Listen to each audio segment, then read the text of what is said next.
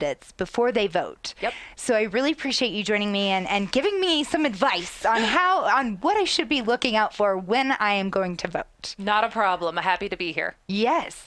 So first of all, you were telling me a little bit on the break here about how this works.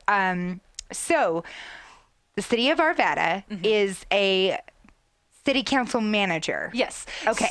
So there's a couple of different ways cities can be structured within the state. So before anyone thinks about becoming a candidate, they should really research and find out what kind of city they actually have. You can have statutory cities or towns. You can have home rule cities, which is what Arvada is. What a home rule city is essentially Arvada has its own sort of, our ability to set our own authorities outside of the state government unless the courts were to decide that some policy we implemented would be run afoul of the Colorado State Constitution, et cetera, et cetera. So, but by and large, we are able to set our own rules within the city limits, and that's what home rule is.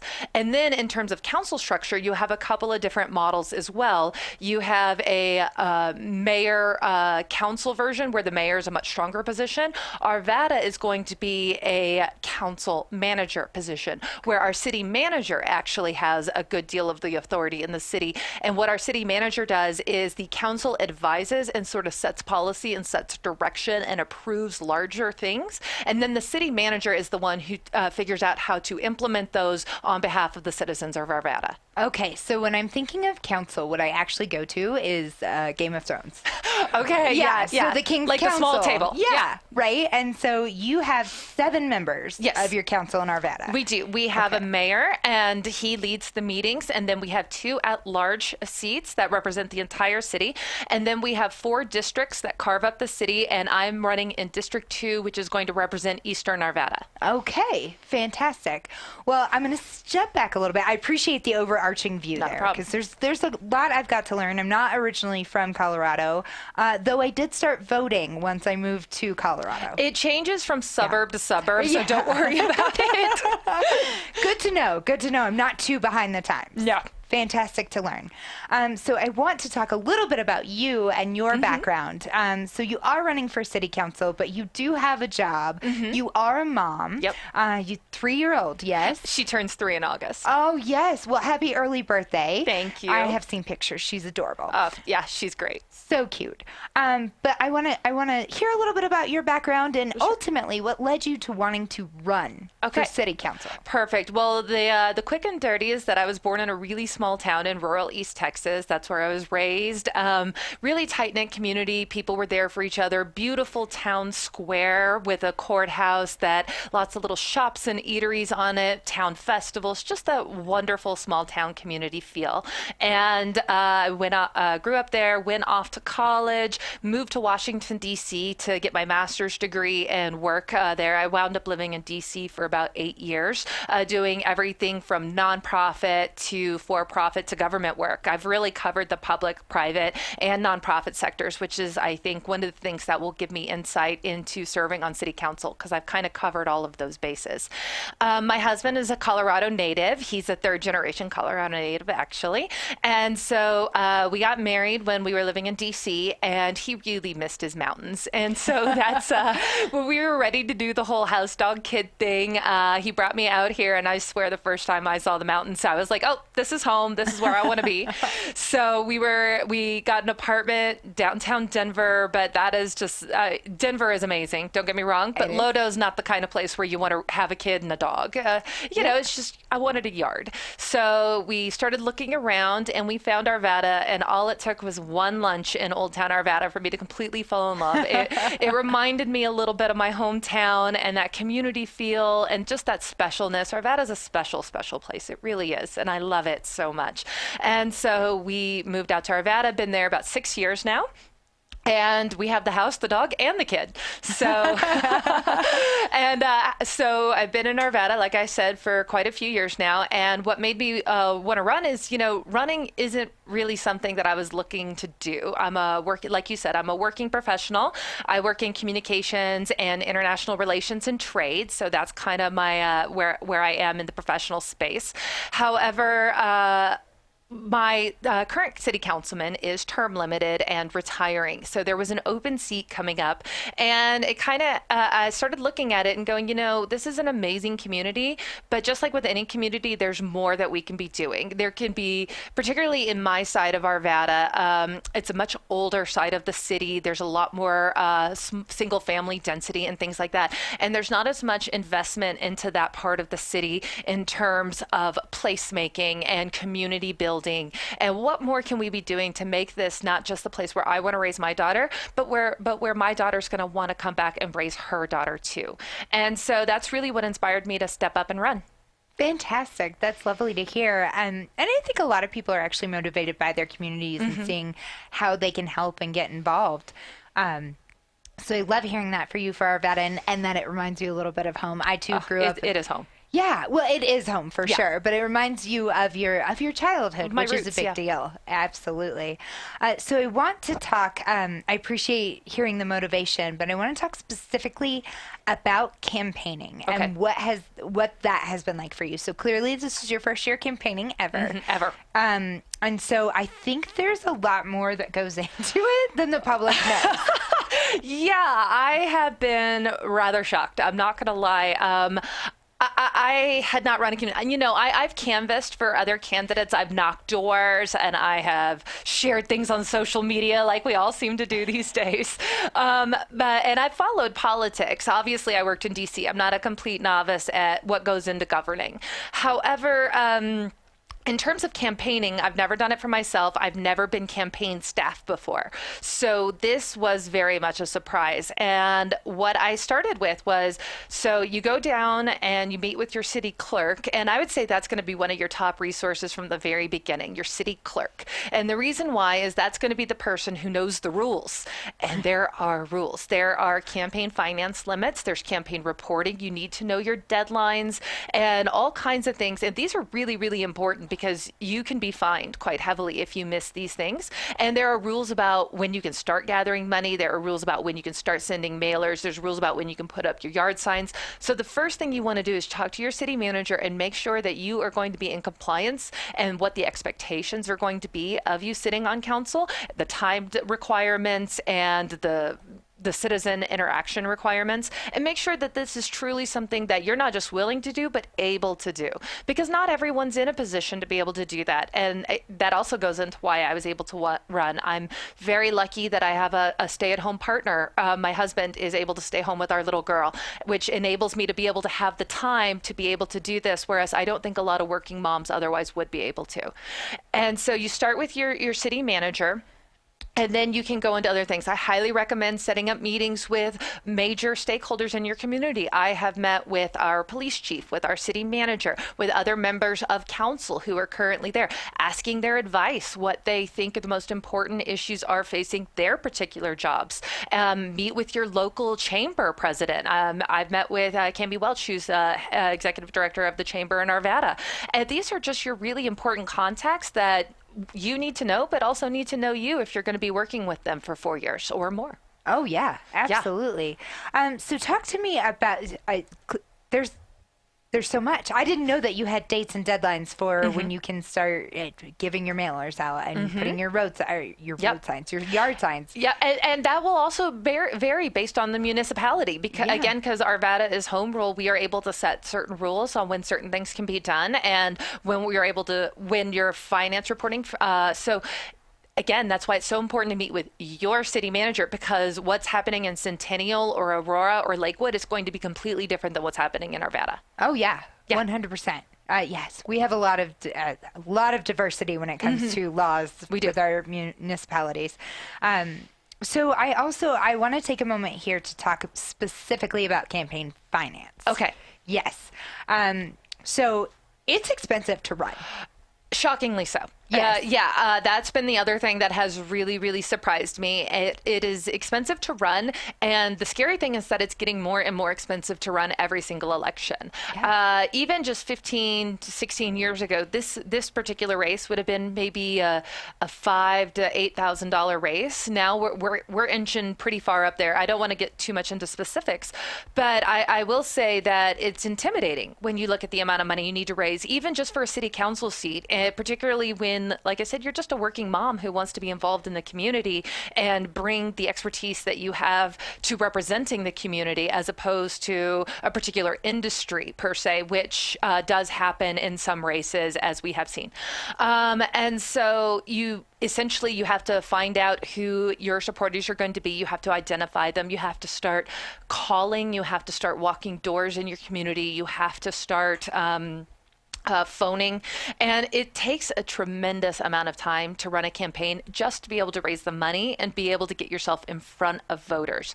Now, lots of studies have been done about campaign finance, and what they've really found is that money wins elections. That is just the hard and cold truth of it. You have outliers. You have this example here where somebody did it on a shoestring budget, and that's amazing, and I love those stories. But unfortunately, those stories are not the norm by any stretch of the imagination. Money wins elections. And that is something that needs to be tackled both at the state and federal levels. It's not something cities can really do themselves to a large degree. One thing that I think is really good, and I would encourage our elected officials to do at the federal level, would be to revisit the McCain-Feingold-Thompson Act that was introduced by the late, great John McCain a couple of years ago. It was a very comprehensive plan that worked within the existing constitutional laws as they have been determined by the Supreme Court of the United States that really made some good changes. And one of the things that I thought was most interesting, particularly in that bill, was spending limits, not contribution limits, which we do have for individuals, but spending limits for campaigns, which would actually enable them to be everyone to sort of be able to compete. And there were carrots that went along, not sticks, but carrots that went along, such as a certain amount of free broadcasting time and possibly even matches depending on the state. And we've seen some states start to take up this kind of legislation.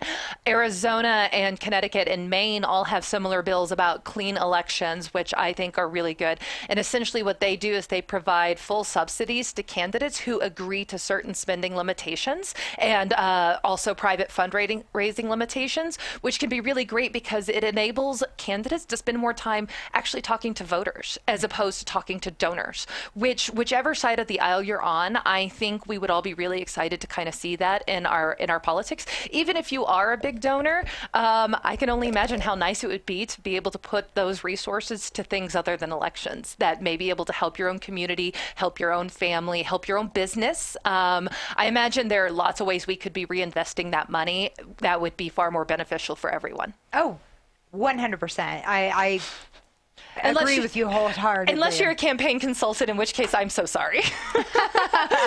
They recommend the opposite. Yes.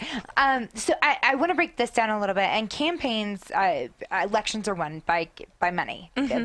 Let's be honest with that. And the reason for that is because the more you invest in getting your name out there, it's that name recognition. It's name recognition, 100%. Voters are overwhelmingly more likely to vote for people whose names. And now I could be wrong on this. I would have to go research the study, so please do forgive me if I have my number wrong here. But I believe it's 9 times. Voters have to be touched 9 times before they start to remember your name. And that's mailers, that's people at their door. Digital may be able to help a little bit in terms of talking to the voters who are already likely to vote for you. Mm-hmm. Not necessarily talking to voters who are undecided or bringing people over from the other side who may not agree with you. Digital's not going to help much at all with that. But just constantly reminding people of who you are, what you stand for, and your name is how you win the election. And the only way to do that is money. Yeah. Fantastic. So we touched on an interesting subject before we got started on the show. And one of the things that I was sharing with you is that I registered specifically as an independent voter. So I could see both sides of the ballot, right? Yeah. It's just who I am. It's just what I want to do. I want to be able to do my own research in my own time. That's excellent. I actually expected to be bombarded by both sides with mailers and phone calls. And instead, I'm getting crickets. Yeah. I really don't get touched that much. And you brought up an interesting point, which I think bears repeating. Oh, well, thank you. I think a lot of it has to do with data. In the last 10 years, we've seen this massive sort of revolution in how we talk to voters as candidates, and everyone's scrambling a little bit to catch up. And it's the use of data. And so what happens is there are companies and firms and whatnot that, everything from Google on down is able to sort of capture your activity, including your voter history. So if you have voted in a presidential, they're going to log that. If you have voted in a municipal, if you have voted in a primary or attended a caucus, any of those things, they capture all of that information. And the more you turn up, the more likely they are to contact you. So as an independent voter, now we have independent voters who are out there who vote in every election. Those are going to be the people who get contacted by both sides and kind of bombarded a little bit. As you acknowledge, you didn't start voting until the 2016 election. So you really want to always start voting, Alex. I will help you if you want research into candidates. Everybody needs to vote. I have been an active voter in every single election and primary since I was 21 years old. So I think it's really important that people do educate themselves. That's really important. Just go to the websites. It's all out there now. And just take 5 minutes for each candidate, read about it. Pick your guy. You'll know who it is. You'll have an instinct. Exactly. But yeah, it's that voter history and building that reputation is what it's going to take for them to come talk to you. And you're important. You're as important as anybody else in your district. They need to be talking to you. But it's this sort of cynical mentality that we don't want to talk to the people who don't vote because we have to win the election.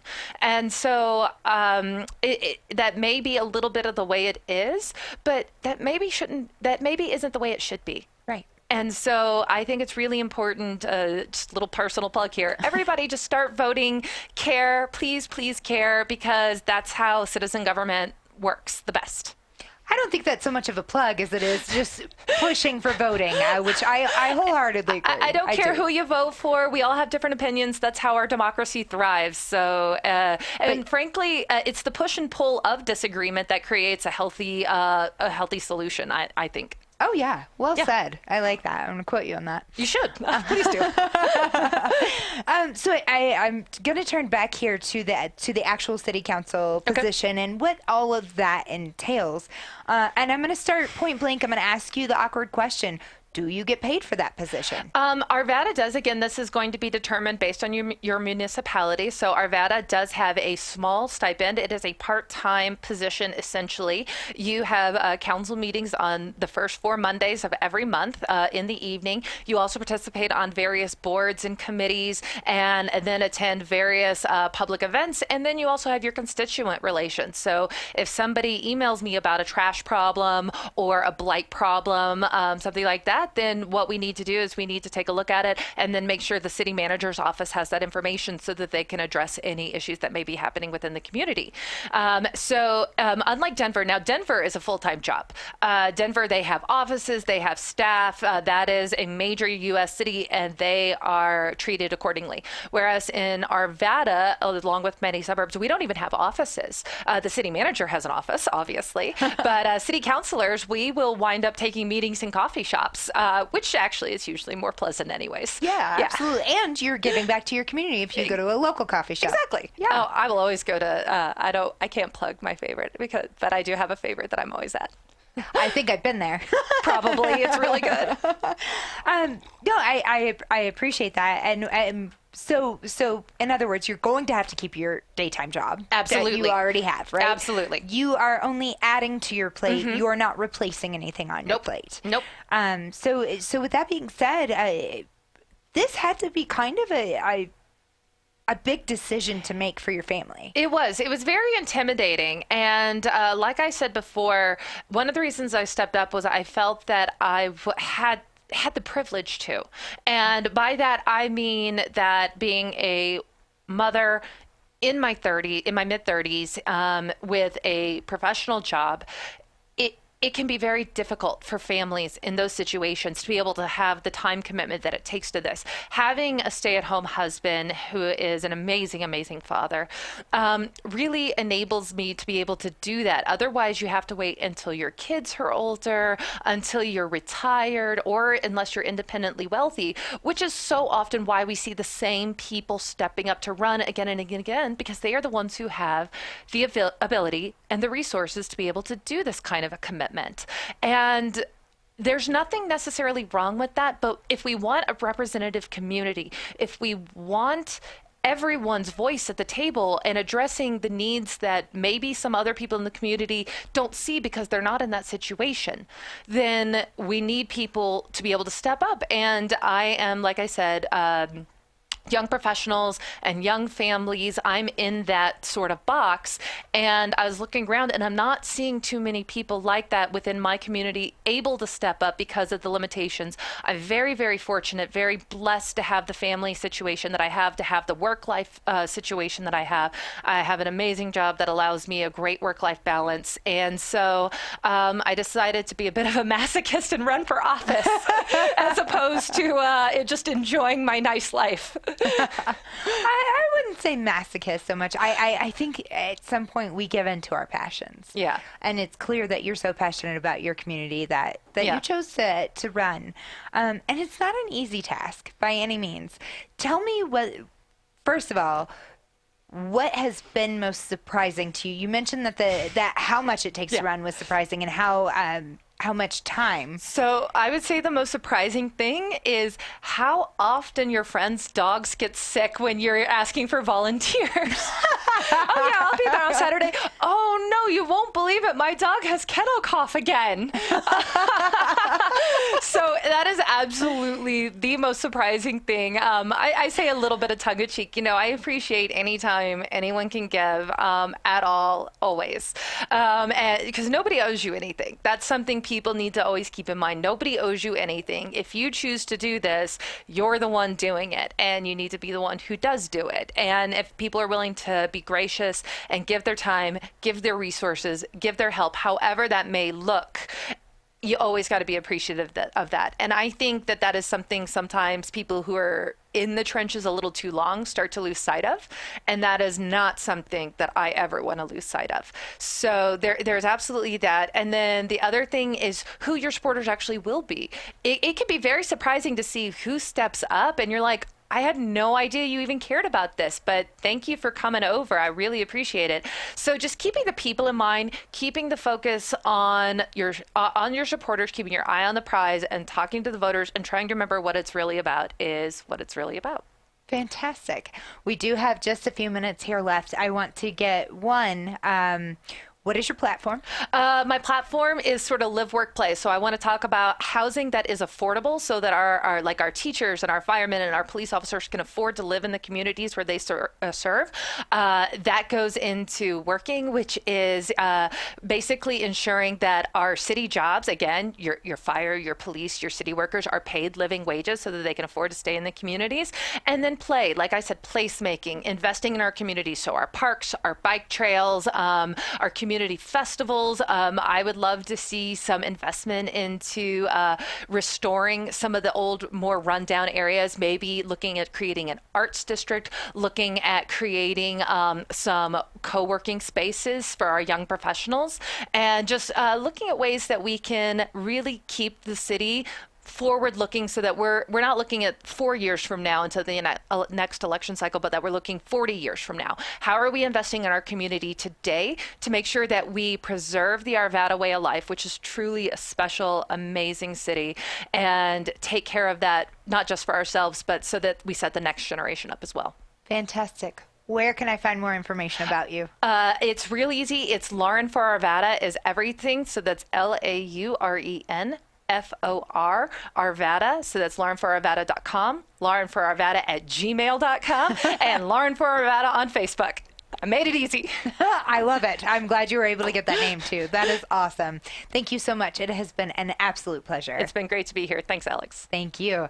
And be sure to like and subscribe our YouTube page while you're here. You can find more information specifically about Lauren in the description below, so be sure to check that out. And have a wonderful day. Thank you, Alex. I really appreciate it.